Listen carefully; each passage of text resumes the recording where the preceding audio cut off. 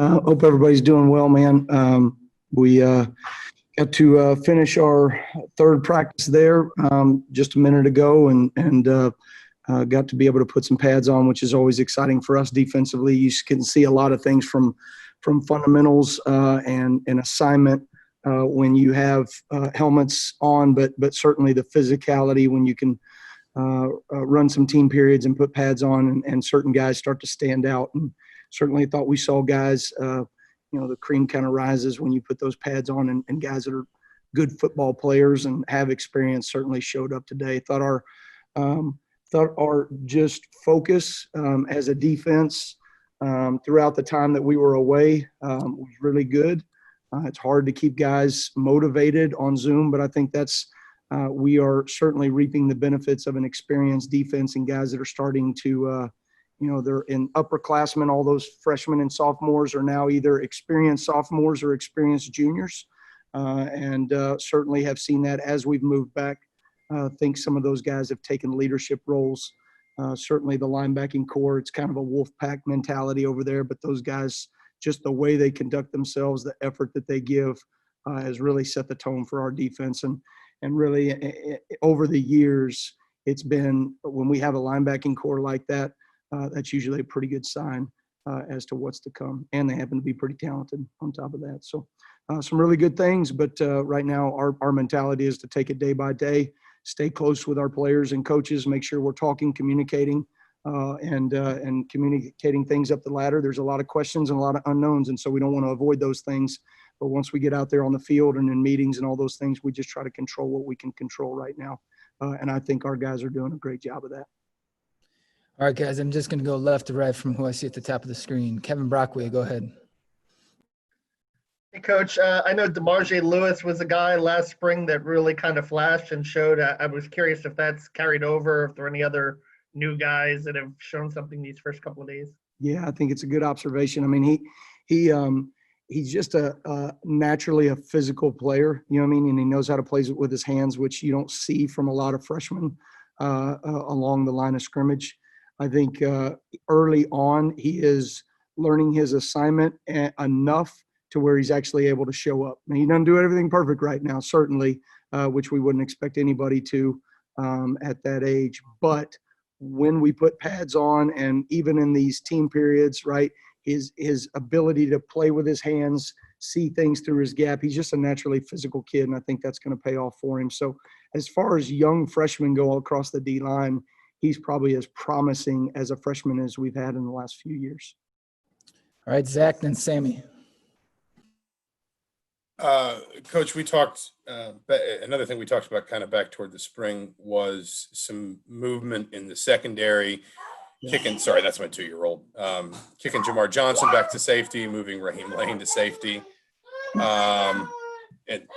Sorry. Hey, dude, hey, it ain't nearly as wild as my household right now, so you got without, I know obviously there's things you guys will probably want to keep closer to the vest, but what's that going to allow you to do when you've got maybe a little bit more coverage skill at the back end of the secondary there, in terms of the way you use your linebackers, in terms of the way you rush the quarterback, kind of that front six area?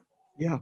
Well, without trying to give away the farm, you know what I mean, in terms of what we're looking at doing, I think the move of Jamar Johnson to the back end has helped us tremendously. I think putting Raheem Lane at the field safety, along with the guys that were already there, Monster is just playing at a different level right now.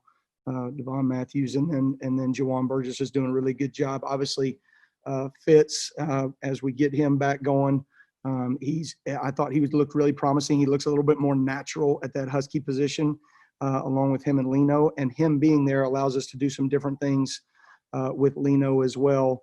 And then as we get to third down, being able to utilize some of those sub packages just because of the speed of our back end right now. I mean, they're experienced, their bodies are built. I know we haven't, had all the summertime like we've had, but these dudes have come back and they look different even when they did. So some of it is a credit to their work in the off season. Some of it is just a credit to, y'all know how it is as you get to be older and all that stuff. Well, they look better as they get older. I'm not sure the rest of us do, but certainly as they become juniors and seniors and all that stuff. Their bodies are just developing well and they're playing really fast. So on top of that, I think, Zach, those corners and their speed, athleticism, experience, I got to say, it's a pretty promising backfield right now that we're able to do some multiple things with situationally. All right, Sammy, then John Blau. Morning, Coach. How are you? Sammy? Coach, which position group, I know it's early in camp in day 3, but which position group is standing out as the most impressive so far? I think the linebackers have just taken that step from vocal leadership that we've all been waiting for a very long time to show up. And since T. Gray Scales, we have not had that vocal leadership in the linebacker room. It's not any one player, but when you talk about James Miller, Cam Jones, all right, Micah McFadden, even Thomas Allen, DK, all these guys are just their vocal leadership and the way they just hold a standard of detail, of urgency. The communication is so loud. I think that group, certainly from a fundamental standpoint, but then a vocal leadership standpoint, is just taking that next step that we feel like we needed so dearly in this defense. And frankly, we've missed ever since T. Gray Scales was on this defense. All right, John, then Matt Weaver. Hey, Coach. Coach Allen was talking about one of his things that you're going to have to tamp back in practice might be tackling. I know tackling early in the season is always a concern. How do you try to prevent that from being an issue when you get into the season, especially with less tackling? We all know how, we played Ball State, right? The first game of the season, we had 23 missed tackles for 160 yards after carry, right? So the one thing that I think is a year ago, right, that would have absolutely scared me to death, because even, we were working as much as we could, and even then we had issues, right, until we kind of got going in the season.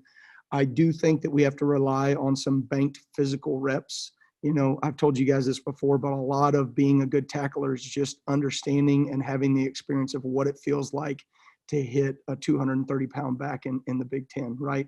Most of the guys that are playing in our 2 deep have had that experience of what it feels like to tackle someone in a live competition. And so I think some of that we got to work on. I do think the fundamentals of tackling, if you look at our defense, takeaways, tackling, and effort, we work those things fundamentally every single day.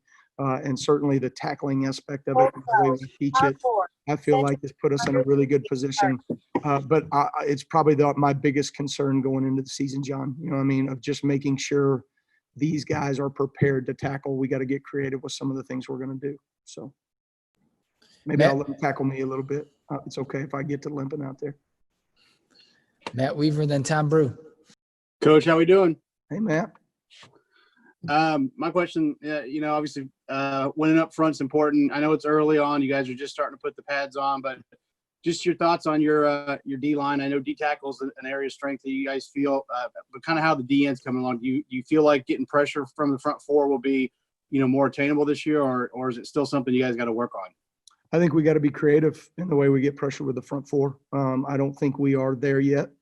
I think we've got some things that we can do schematically that are going to present challenges. But I have seen, I got to say, Kevin Peoples, just seeing him work and the fundamentals, he's been doing it for so long. And basically everybody I value Jim, hit if you're ready.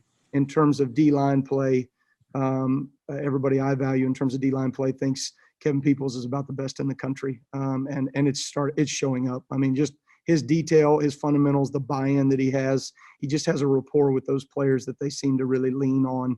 And so they listen to him, And to me, a guy like John King has stepped up. James Head is doing some really good things.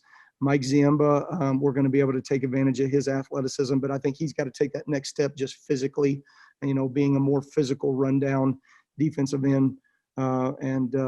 I think we're headed in the right direction, but we just need more days with pads to kind of solidify that. Tom Brew. Hey, Coach, how are you today? Let's say, Tom, how you swinging them, baby? Well, it's a little bit of struggle here in the Brew Open today, but we're going to make it. Hey, one of the things that obviously every college coach right now has to deal with is just sort of keeping that mental mindset of everybody up. Like, let's just work as hard as we can today. And if September September 4th shows up and it shows up. I mean, what sort of conversations do you have to have with these guys in regards to that, to try to get the most out of them every day? Yeah, I told the whole defense, we're not going to avoid tough conversations, and we're not going to avoid tough questions either. I think to just say that our mindset should be to put our head down and just work is not the way that these kids want to operate. And I think it's our job to communicate, to give them a forum to speak and to ask tough questions to their coaches. As much as we demand out of them, we ought to be able to demand enough out of ourselves to look them in the eye and say, listen to their questions, listen to what they're feeling, and say, hey, either I don't know or we'll get that question answered. But I think our guys have done such a good job of communicating in the right way, all right? Organizationally, I think we have a great structure. And Coach Allen, I mean, he has just implemented a structure where our guys feel comfortable talking and they can talk to their coaches and they can bring things up, concerns. And then at the same time, when we go into a meeting or a walkthrough or certainly practice, I mean, our guys are just so locked in those periods that you would think that nothing else is going on in the world. And so I just think that's a credit to them and the maturity of our team. And I will say, I mean, I'm not trying to give lip service here, but I give a credit to Tom. I mean, just the way in which we've communicated and navigated our team, I think is special. And honestly, I think that is what will keep us close. And as we navigate through this season, can be a true advantage, can be an on-field advantage. Thank you, Coach. Yep. All right. Anybody with anything else? All right, boys. All right. Good to see you guys, man.